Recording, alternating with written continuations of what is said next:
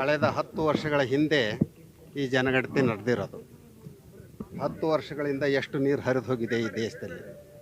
ಹಾಗಾಗಿ ಅವತ್ತು ಮಾಡಿರೋಂಥ ಜನಗಣತಿ ಅದು ಸರಿಯಾಗಿಲ್ಲ, ವೈಜ್ಞಾನಿಕವಾಗಿಲ್ಲ ಅನ್ನುವಂಥದ್ದು ಬಹುತೇಕ ಇಡೀ ಕರ್ನಾಟಕದ ಎಲ್ಲ ವರ್ಗದ ಅಭಿಪ್ರಾಯ.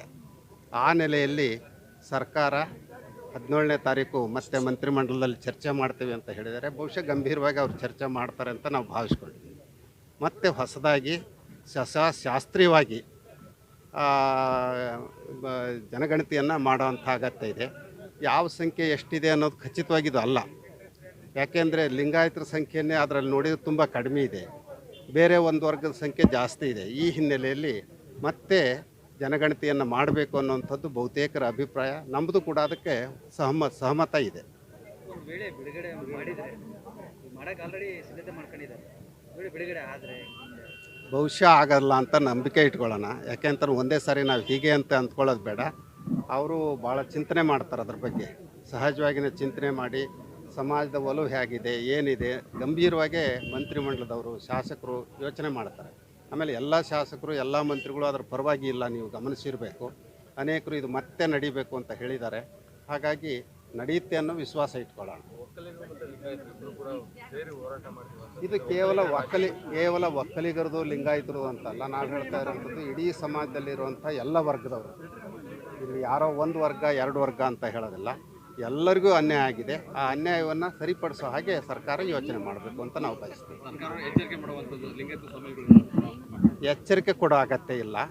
ನಾವು ಅವ್ರಿಗೆ ತಿಳುವಳಿಕೆಯನ್ನು ನೀಡಬೇಕಾಗತ್ತೆ. ಎಚ್ಚರಿಕೆ ಕೊಡೋಕ್ಕೆ ನಾವು ಯಾರು?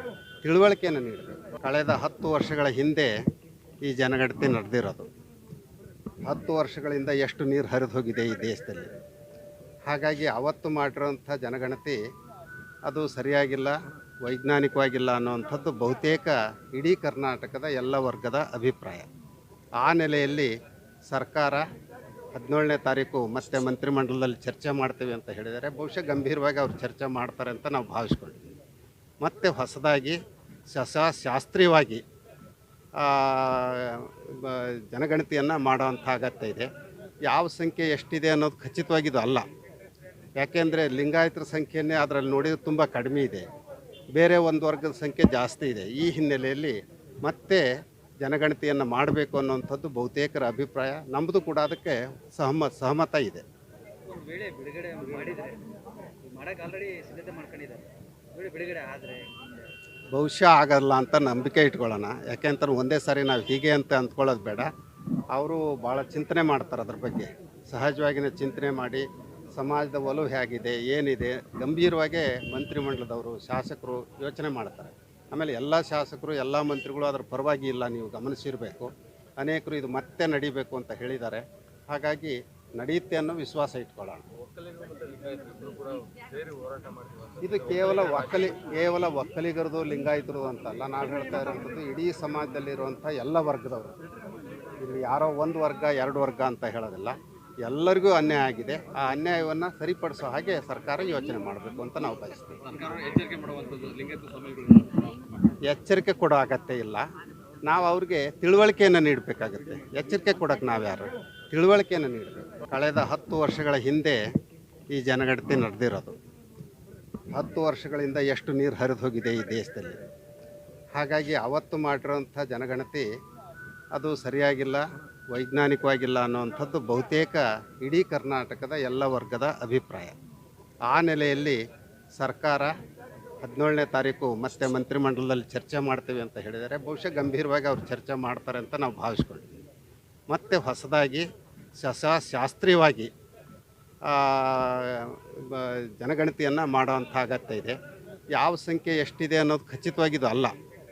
ಯಾಕೆಂದರೆ ಲಿಂಗಾಯತರ ಸಂಖ್ಯೆಯನ್ನೇ ಅದರಲ್ಲಿ ನೋಡಿದರೆ ತುಂಬ ಕಡಿಮೆ ಇದೆ, ಬೇರೆ ಒಂದು ವರ್ಗದ ಸಂಖ್ಯೆ ಜಾಸ್ತಿ ಇದೆ. ಈ ಹಿನ್ನೆಲೆಯಲ್ಲಿ ಮತ್ತೆ ಜನಗಣತಿಯನ್ನು ಮಾಡಬೇಕು ಅನ್ನುವಂಥದ್ದು ಬಹುತೇಕರ ಅಭಿಪ್ರಾಯ. ನಮ್ಮದು ಕೂಡ ಅದಕ್ಕೆ ಸಹಮತ ಇದೆ. ವೇಳೆ ಬಿಡುಗಡೆ ಮಾಡಿದರೆ ಮಾಡಕ್ಕೆ ಆಲ್ರೆಡಿ ಸಿದ್ಧತೆ ಮಾಡ್ಕೊಂಡಿದ್ದಾರೆ. ಬಿಡುಗಡೆ ಆದರೆ ಬಹುಶಃ ಆಗಲ್ಲ ಅಂತ ನಂಬಿಕೆ ಇಟ್ಕೊಳ್ಳೋಣ. ಯಾಕೆಂತಾರೆ ಒಂದೇ ಸಾರಿ ನಾವು ಹೀಗೆ ಅಂತ ಅಂದ್ಕೊಳ್ಳೋದು ಬೇಡ. ಅವರು ಭಾಳ ಚಿಂತನೆ ಮಾಡ್ತಾರೆ ಅದ್ರ ಬಗ್ಗೆ. ಸಹಜವಾಗಿಯೇ ಚಿಂತನೆ ಮಾಡಿ ಸಮಾಜದ ಒಲವು ಹೇಗಿದೆ, ಏನಿದೆ, ಗಂಭೀರವಾಗಿ ಮಂತ್ರಿಮಂಡಲದವರು ಶಾಸಕರು ಯೋಚನೆ ಮಾಡ್ತಾರೆ. ಆಮೇಲೆ ಎಲ್ಲ ಶಾಸಕರು ಎಲ್ಲ ಮಂತ್ರಿಗಳು ಅದರ ಪರವಾಗಿ ಇಲ್ಲ, ನೀವು ಗಮನಿಸಿರಬೇಕು. ಅನೇಕರು ಇದು ಮತ್ತೆ ನಡಿಬೇಕು ಅಂತ ಹೇಳಿದ್ದಾರೆ. ಹಾಗಾಗಿ ನಡೆಯುತ್ತೆ ಅನ್ನೋ ವಿಶ್ವಾಸ ಇಟ್ಕೊಳ್ಳೋಣ. ಇದು ಕೇವಲ ಒಕ್ಕಲಿಗರದು ಲಿಂಗಾಯತರದು ಅಂತಲ್ಲ, ನಾವು ಹೇಳ್ತಾ ಇರೋಂಥದ್ದು ಇಡೀ ಸಮಾಜದಲ್ಲಿರುವಂಥ ಎಲ್ಲ ವರ್ಗದವರು. ಇಲ್ಲಿ ಯಾರೋ ಒಂದು ವರ್ಗ ಎರಡು ವರ್ಗ ಅಂತ ಹೇಳೋದಿಲ್ಲ, ಎಲ್ಲರಿಗೂ ಅನ್ಯಾಯ ಆಗಿದೆ. ಆ ಅನ್ಯಾಯವನ್ನು ಸರಿಪಡಿಸೋ ಹಾಗೆ ಸರ್ಕಾರ ಯೋಚನೆ ಮಾಡಬೇಕು ಅಂತ ನಾವು ಬಯಸ್ತೀವಿ. ಎಚ್ಚರಿಕೆ ಕೊಡೋ ಅಗತ್ಯ ಇಲ್ಲ. ನಾವು ಅವ್ರಿಗೆ ತಿಳುವಳಿಕೆಯನ್ನು ನೀಡಬೇಕಾಗುತ್ತೆ. ಎಚ್ಚರಿಕೆ ಕೊಡೋಕ್ಕೆ ನಾವು ಯಾರು? ತಿಳುವಳಿಕೆಯನ್ನು ನೀಡಬೇಕು. ಕಳೆದ 10 ವರ್ಷಗಳ ಹಿಂದೆ ಈ ಜನಗಣತಿ ನಡೆದಿರೋದು.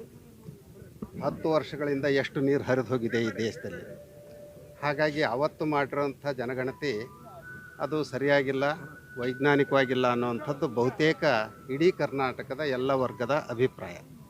ಆ ನೆಲೆಯಲ್ಲಿ ಸರ್ಕಾರ 17ನೇ ತಾರೀಕು ಮತ್ತೆ ಮಂತ್ರಿಮಂಡಲದಲ್ಲಿ ಚರ್ಚೆ ಮಾಡ್ತೀವಿ ಅಂತ ಹೇಳಿದ್ದಾರೆ. ಬಹುಶಃ ಗಂಭೀರವಾಗಿ ಅವ್ರು ಚರ್ಚೆ ಮಾಡ್ತಾರೆ ಅಂತ ನಾವು ಭಾವಿಸ್ಕೊಳ್ತೀವಿ. ಮತ್ತು ಹೊಸದಾಗಿ ಶಾಸ್ತ್ರೀಯವಾಗಿ ಜನಗಣತಿಯನ್ನು ಮಾಡೋವಂಥ ಅಗತ್ಯ ಇದೆ. ಯಾವ ಸಂಖ್ಯೆ ಎಷ್ಟಿದೆ ಅನ್ನೋದು ಖಚಿತವಾಗಿದ್ದು ಅಲ್ಲ. ಯಾಕೆಂದರೆ ಲಿಂಗಾಯತರ ಸಂಖ್ಯೆಯೇ ಅದರಲ್ಲಿ ನೋಡಿದ್ರೆ ತುಂಬ ಕಡಿಮೆ ಇದೆ, ಬೇರೆ ಒಂದು ವರ್ಗದ ಸಂಖ್ಯೆ ಜಾಸ್ತಿ ಇದೆ. ಈ ಹಿನ್ನೆಲೆಯಲ್ಲಿ ಮತ್ತೆ ಜನಗಣತಿಯನ್ನು ಮಾಡಬೇಕು ಅನ್ನೋವಂಥದ್ದು ಬಹುತೇಕರ ಅಭಿಪ್ರಾಯ. ನಮ್ಮದು ಕೂಡ ಅದಕ್ಕೆ ಸಹಮತ ಇದೆ. ಒಂದು ವೇಳೆ ಬಿಡುಗಡೆ ಮಾಡಿದರೆ ಮಾಡೋಕ್ಕೆ ಆಲ್ರೆಡಿ ಸಿದ್ಧತೆ ಮಾಡ್ಕೊಂಡಿದ್ದಾರೆ, ಬಿಡುಗಡೆ ಆದರೆ ಬಹುಶಃ ಆಗಲ್ಲ ಅಂತ ನಂಬಿಕೆ ಇಟ್ಕೊಳ್ಳೋಣ. ಯಾಕೆಂತಾರೆ ಒಂದೇ ಸಾರಿ ನಾವು ಹೀಗೆ ಅಂತ ಅಂದ್ಕೊಳ್ಳೋದು ಬೇಡ. ಅವರು ಭಾಳ ಚಿಂತನೆ ಮಾಡ್ತಾರೆ ಅದ್ರ ಬಗ್ಗೆ. ಸಹಜವಾಗಿಯೇ ಚಿಂತನೆ ಮಾಡಿ ಸಮಾಜದ ಒಲವು ಹೇಗಿದೆ, ಏನಿದೆ, ಗಂಭೀರವಾಗಿ ಮಂತ್ರಿಮಂಡಲದವರು ಶಾಸಕರು ಯೋಚನೆ ಮಾಡ್ತಾರೆ. ಆಮೇಲೆ ಎಲ್ಲ ಶಾಸಕರು ಎಲ್ಲ ಮಂತ್ರಿಗಳು ಅದರ ಪರವಾಗಿ ಇಲ್ಲ, ನೀವು ಗಮನಿಸಿರಬೇಕು. ಅನೇಕರು ಇದು ಮತ್ತೆ ನಡಿಬೇಕು ಅಂತ ಹೇಳಿದ್ದಾರೆ. ಹಾಗಾಗಿ ನಡೆಯುತ್ತೆ ಅನ್ನೋ ವಿಶ್ವಾಸ ಇಟ್ಕೊಳ್ಳೋಣ. ಇದು ಕೇವಲ ಒಕ್ಕಲಿಗರದು ಲಿಂಗಾಯತರದು ಅಂತಲ್ಲ, ನಾವು ಹೇಳ್ತಾ ಇರೋಂಥದ್ದು ಇಡೀ ಸಮಾಜದಲ್ಲಿರುವಂಥ ಎಲ್ಲ ವರ್ಗದವರು. ಇಲ್ಲಿ ಯಾರೋ ಒಂದು ವರ್ಗ ಎರಡು ವರ್ಗ ಅಂತ ಹೇಳೋದಿಲ್ಲ, ಎಲ್ಲರಿಗೂ ಅನ್ಯಾಯ ಆಗಿದೆ. ಆ ಅನ್ಯಾಯವನ್ನು ಸರಿಪಡಿಸೋ ಹಾಗೆ ಸರ್ಕಾರ ಯೋಚನೆ ಮಾಡಬೇಕು ಅಂತ ನಾವು ಬಯಸ್ತೀವಿ. ಎಚ್ಚರಿಕೆ ಕೊಡೋ ಅಗತ್ಯ ಇಲ್ಲ. ನಾವು ಅವ್ರಿಗೆ ತಿಳುವಳಿಕೆಯನ್ನು ನೀಡಬೇಕಾಗುತ್ತೆ. ಎಚ್ಚರಿಕೆ ಕೊಡೋಕ್ಕೆ ನಾವು ಯಾರು? ತಿಳುವಳಿಕೆಯನ್ನು ನೀಡಬೇಕು. ಕಳೆದ 10 ವರ್ಷಗಳ ಹಿಂದೆ ಈ ಜನಗಣತಿ ನಡೆದಿರೋದು. 10 ವರ್ಷಗಳಿಂದ ಎಷ್ಟು ನೀರು ಹರಿದು ಹೋಗಿದೆ ಈ ದೇಶದಲ್ಲಿ. ಹಾಗಾಗಿ ಅವತ್ತು ಮಾಡಿರೋಂಥ ಜನಗಣತಿ ಅದು ಸರಿಯಾಗಿಲ್ಲ, ವೈಜ್ಞಾನಿಕವಾಗಿಲ್ಲ ಅನ್ನೋವಂಥದ್ದು ಬಹುತೇಕ ಇಡೀ ಕರ್ನಾಟಕದ ಎಲ್ಲ ವರ್ಗದ ಅಭಿಪ್ರಾಯ.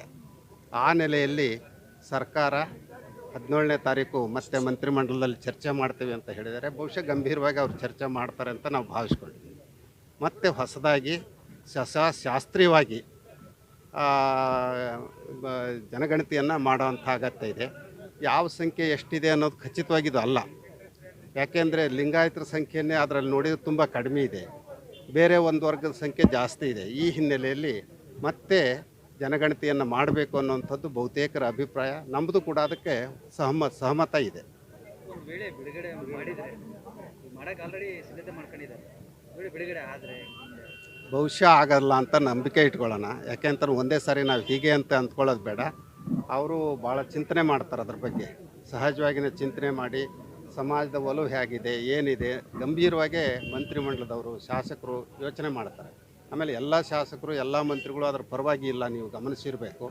ಅನೇಕರು ಇದು ಮತ್ತೆ ನಡಿಬೇಕು ಅಂತ ಹೇಳಿದ್ದಾರೆ. ಹಾಗಾಗಿ ನಡೆಯುತ್ತೆ ಅನ್ನೋ ವಿಶ್ವಾಸ ಇಟ್ಕೊಳ್ಳೋಣ. ಇದು ಕೇವಲ ಒಕ್ಕಲಿಗರದು ಲಿಂಗಾಯತರದು ಅಂತಲ್ಲ, ನಾವು ಹೇಳ್ತಾ ಇರೋಂಥದ್ದು ಇಡೀ ಸಮಾಜದಲ್ಲಿರುವಂಥ ಎಲ್ಲ ವರ್ಗದವರು. ಇಲ್ಲಿ ಯಾರೋ ಒಂದು ವರ್ಗ ಎರಡು ವರ್ಗ ಅಂತ ಹೇಳೋದಿಲ್ಲ, ಎಲ್ಲರಿಗೂ ಅನ್ಯಾಯ ಆಗಿದೆ. ಆ ಅನ್ಯಾಯವನ್ನು ಸರಿಪಡಿಸೋ ಹಾಗೆ ಸರ್ಕಾರ ಯೋಚನೆ ಮಾಡಬೇಕು ಅಂತ ನಾವು ಬಯಸ್ತೀವಿ. ಎಚ್ಚರಿಕೆ ಕೊಡೋ ಅಗತ್ಯ ಇಲ್ಲ. ನಾವು ಅವ್ರಿಗೆ ತಿಳುವಳಿಕೆಯನ್ನು ನೀಡಬೇಕಾಗುತ್ತೆ. ಎಚ್ಚರಿಕೆ ಕೊಡೋಕ್ಕೆ ನಾವು ಯಾರು? ತಿಳುವಳಿಕೆಯನ್ನು ನೀಡಬೇಕು.